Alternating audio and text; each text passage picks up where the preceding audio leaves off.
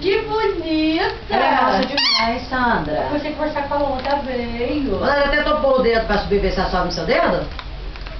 O que, velho? Vou fazer assim? Capaz de subir. Fazer assim, é. Tenta fazer pra ver, sabe? O que, velho? Não foi criado, né? Porque esse bicho é bravo. Tomar uma belezinha, Porque Paulo? alguns chegam de maneira. Capaz. Cadê?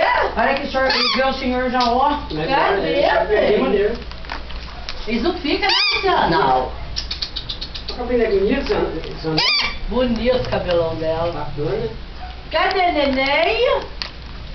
Cadê? Renato, você viu com o Renato tinha o dia que era bravo? Nossa Ela tinha um... Nossa senhor, que ela só não podia nem olhar nele. A gente chama ela... É a Marvinha? Como chama ela? Quer, né? Cadê, nenê? Você que tá pra cá, tá fedendo. Mas tô enxergando isso. Cadê, véia? Ela tá tremendo de frio já, ó. Tá com frio? Que delírio. Quem tá mandando você Você toma pegar banho com frio, tá ligado? Pra dar água morna pra ela, tadinha. Quem tá mandando você pegar água? Todos vocês gostam de tomar banho. Gosto. O pai dela estão se levando tomar banho na areia.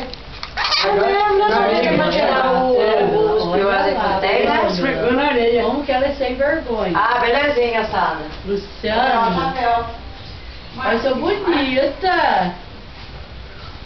Ela tá cansada, Panda, Panda. Nossa, bem.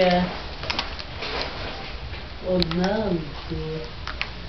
Meu Deus. Tô vendo ele sem vergonha. Meu Deusinho. Eu não vou já deixar ela chegar pertinho dela. Ela toma um banho, gosta de ficar perto. Absorver? E até se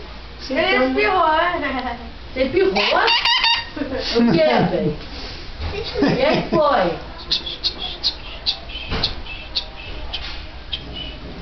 O que foi, Nê? O que foi, velho? é capaz de dar teu pezinho pra gente. Olha que sem vergonha. Pode estar o dono da minha.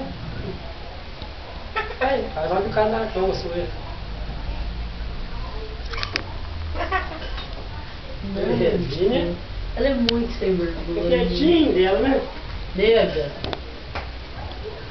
Eu tinha um, ele chamava Fio.